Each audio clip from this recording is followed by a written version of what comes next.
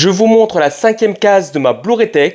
Là, on a quasi toute la filmo de Michael Mann, mon réal préféré. Et on commence avec le Blu-ray de Manhunter, qui est un peu le préquel du Silence des Agneaux, que beaucoup considèrent meilleur d'ailleurs que ce dernier.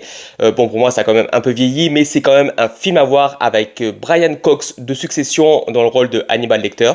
Ensuite, mon film préféré, All Time, Hit en Blu-ray 4K. Déjà, je surkiffe le steelbook, je trouve qu'ils ont assuré. Et le 4K a l'air nul, mais Michael Mann a fait rebosser l'image très subtilement. Il faut vraiment regarder le film dans le noir complet. Et il y a vraiment plein de scènes très bien retravaillées qu'on voit. Et c'est la meilleure version du film. Ensuite, Révélation, qui est objectivement peut-être le meilleur film de Michael Mann. Et qui d'ailleurs est complètement oublié des conversations cinéphiles populaires. Alors que c'est une masterclass et bon là c'est en DVD donc la qualité est nulle. Ensuite Ali, masterclass là aussi sur la vie du plus grand boxeur de tous les temps, Mohamed Ali, avec la meilleure interprétation de Will Smith, il a jamais fait mieux je pense. Ensuite Collatéral en 4K, celui-là je pense que tout le monde le connaît, c'est une claque à tous les niveaux avec Tom Cruise et Jamie Foxx. Et le 4K est un peu bof dans le sens où le film est en HD, enfin filmé en HD et c'est difficile de faire un transfert de qualité avec ce genre d'image.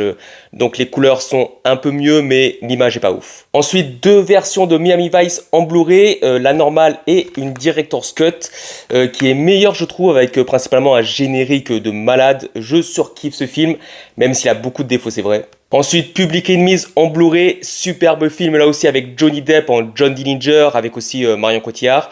Le film est vraiment magnifique, autant sur la beauté des images que sur l'histoire et l'émotion. Ensuite, Hacker en Blu-ray. Bon, celui-là, c'est pas bon du tout, hein, mais il y a quand même une réalisation globalement satisfaisante et une ou deux scènes d'action qui valent à elles seules de voir le film. Mais tout le reste, Chris Hemsworth, l'histoire, tout ça, c'est pas bon. Ensuite, The Town en Blu-ray, superbe film pseudo-hit 2 et avec Ben Affleck et Jeremy Renner. Mais il faut voir la version longue, il y a 45 minutes en plus, je crois. Et il a remanié le film et c'est vraiment beaucoup mieux. Ensuite, Expendables en Blu-ray, je kiffe grave le premier, je trouve que c'est les meilleures scènes d'action de toute la saga. Et Expendables 2 en Blu-ray, des scènes d'action plus conventionnelles je trouve, mais beaucoup considèrent que c'est le meilleur de la franchise, mais parce qu'il y a Van Damme en méchant, donc masterclass.